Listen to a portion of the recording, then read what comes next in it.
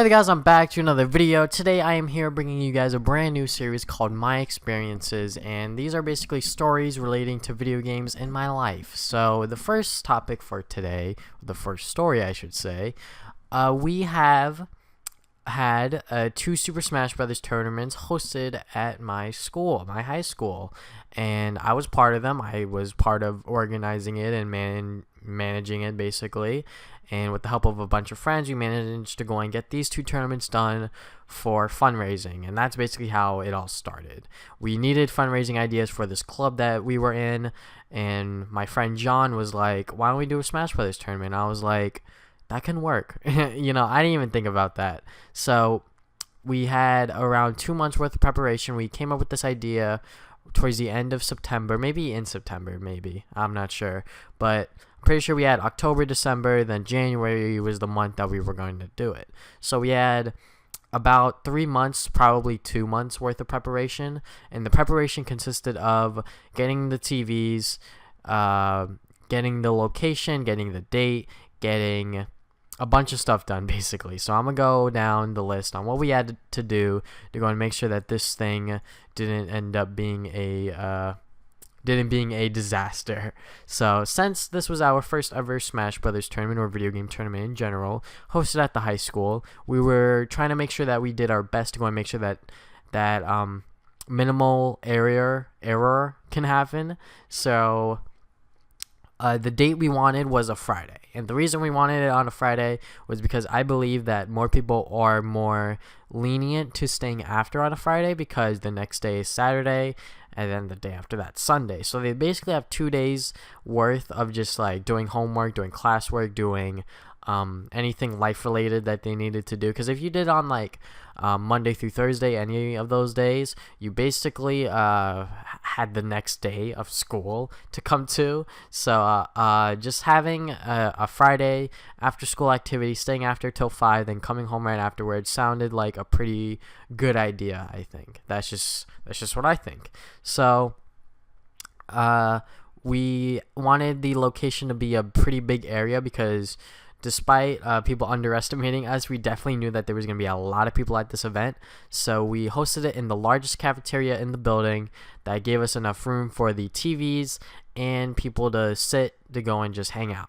So, and then we came up with prices. The prices we had were $2 for spectators, $5 for players. That was a pretty good price, because it was just fair prices, I think. You know, like spectators $2, you know, you sit down, you watch some people play Smash Brothers, and you hang out with your friends, make some friends maybe, you know. And then we also had players for $5, which I think is a pretty fair price, you know. I have attended local tournaments myself. It's $10 for entry, but then again, people there are a lot better. They take the game pretty seriously, I would say. So you know what, just like paying $5 to go and play a couple games of Smash Brothers, you know, it's whatever. So we also had food sold at the event to go and make sure that we had as much money flowing in for the event as possible. We capped out the player amount at 64, but we never made it to 64. I think the highest we had was like 40 something players, like 48, I think. But yeah, it's not the largest amount, but you know, it was pretty high for a player amount. You know, 48, that's a lot. We also asked players to go and bring their own controller, which thankfully a lot of them did, so I'm very happy about that. But if they did use the gamepad, they did use the designated gamepad at the designated station. So since we had 8 TVs to work with, we needed to go and get 8 Wii U's. So what we did was we asked friends around first, and then we asked friends of friends to go and bring in theirs, to go and basically borrow it for the night and like donate it just for, you know, that little event, and just help out, because we needed 8 Wii U's and there was no way we were going to buy any more Wii U's. So we were just making sure that we had all of the setups. And on top of this, not only did we need the Wii U's, we also needed a couple more things. So not everyone is beneficial in terms of getting GameCube adapters and DLC characters. So that was a big issue. not all of the systems we had DLC characters. I think that there was one that didn't have DLC characters, or all of the DLC characters at the time. I think Cloud and Bayonetta weren't out yet, so they didn't have to worry about that, but they had to worry about everyone else. So we also had to worry about GameCube adapters, because not all my friends play Smash Brothers Wii U with the GameCube controller. I don't know how they do that, but anyways, yeah, basically people had to go and buy GameCube adapters and give it to them because they couldn't get it themselves, despite it only being $20. But the struggle is real, I guess. The first tournament we had players sign up through email. That was an option, but you could also sign up at the door. Personally, I was always for signing up at the door. I forget who came up with the idea of signing up through email, but signing up through email just made it a huge mess, which I will get into later. We had prizes for first, second, and third place. The prizes were a eShop card. I think it was like $25. We also had a white GameCube controller, and we also had a Yoshi amiibo, a Yarn Yoshi amiibo, I believe. So we had those 3 prizes up, and then for the raffles, we had raffles going on during the tournament. We had 2 raffles, just because we wanted to go and make sure that we got enough spectators coming in to go and give them a sort of reason to come, to like hang out. But we also wanted to go and give players that didn't win the tournament a chance to go and win something else. But again, it was all random, and it was around like 80 people that came, probably like close to 90. Both tournaments, actually. It was pretty amazing. So the raffles we had up were Mario Kart DS. It was a loose copy. It only came with the game in a case.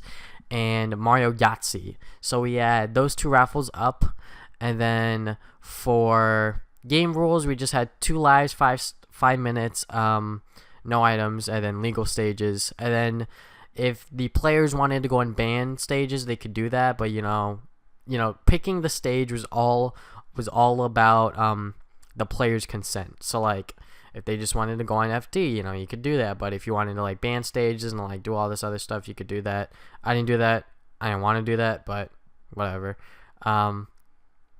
Top 64 or like top whatever. It was gonna be single elimination best of 3. Our original plan was going to be double elimination. When we did the math, it worked out. But then again, you are working with high school students, so, and on top of this, we had to go and announce every single player to each TV. And some people had some really interesting names, and then some people left early, so like it was just a huge mess. So the next tournament, we definitely wanted to go and do something to go and solve it. But yeah, the first place and third place match would be best of 5, just go and make sure that people had the best chance to win. And one of our friends actually participated in the tournament and took the whole thing, and we all knew that he was like super good, so we were like, yeah, this guy's like definitely getting first. But like, no one at the tournament knew that, so unfortunately, people didn't exactly get the best chance, because I think my friend, the one who basically took the whole tournament, had to face a little kid the first round. I don't know why he was there, but basically when I was signing people in, because the way I did it was that I had a sign-in sheet just so I could go and do raffles a lot easier. So signing in would basically get you into the raffle, then I would do random number generator. So the first 2 people that signed up for players, it was these 2 little kids, and like, I'm assuming it was a teacher signing their kids up, and I'm pretty sure she knew that they want to get far, because they're little kids, they probably aren't that great at the game. I wasn't that great at video games when I was younger, trust me. So but yeah, that's basically the way the tournament went out. And then when we were doing the bracket, the people that were doing the bracket forgot people that signed up through email. So they didn't sign in to the sign-in sheet. They just walked in and just like informed the people at the desk, like, yeah, I signed up through email. My name's right here. And then we just put a little mark on their name, but they never got into the bracket until a couple rounds in, which sucked because that gave them a unfair advantage. It gave a advantage to them, but it was unfair to everyone else that signed up at the door. So the next tournament, we definitely got rid of the email and was just like, players would just sign up at the door, because signing up through this email crap was so annoying. So I was always sign up at the door. I was always on the team sign up at the door, if you can say, instead of team email, because emailing, oh my god, like, it wasn't even that big of a tournament. It's a high school tournament. Like, people are not going to sign up through email. People are just going to sign up at the door, which a majority of the people did sign up at the door. So anyways, yeah, the first tournament, it worked out pretty well. We got through most of the matches. The only match we couldn't get through the furthest was the third place match in a best of 5. We got to game 3 and someone had the advantage, so we were just like, all right, you win, because we had no time left. So we were basically like, all right, we're gonna have to like pull the plug now. And then yeah, so that happened. We had all 8 setups that tournament, so that's why it went pretty well. So the second tournament, the second tournament, we wanted to go and do the bracket a little bit differently. So what we did was we did this index card system for pools. So what would basically happen is that we had 2 sets of index cards. We had an index card. Actually, alright, so both index cards, the player would sign their name, and then one of the index cards the player would keep, the other one we would keep. So and then we could go and do pools. So once every single player signed in and then signed the index cards and the sign-in sheet, there was a lot of signing for them to do, I'm not even gonna lie, just because of the fact that I wanted to go and make sure that they got into the raffle. So they had to sign 3 things, 2 index cards and then the sign-in sheet. Then we kept one of the index cards, they kept the other one. And on the top, there was their player number. So like on the top right, it was like player number 20 something. And then on our index card, it had their name, the player number they were, and then on top of that, we put a group. So like we had group A, B, C, D, whatever letter it ended up to, and we had 4 players to each TV, and we did pools twice because there was a lot of people. So we ran pools 2 times around, and unfortunately we only had 7 out of 8 of the setups. So we had to run fast because we were down a setup, which extended a lot of time because we couldn't start the bracket yet until pools were done, and that took a while, surprisingly. So for the second tournament, it was definitely ran a lot better because when we did the first tournament, there was a lot of yelling because we did not have a loudspeaker. So the second time around, we had this little microphone thing, and it worked really well. I really did like it. I liked using it.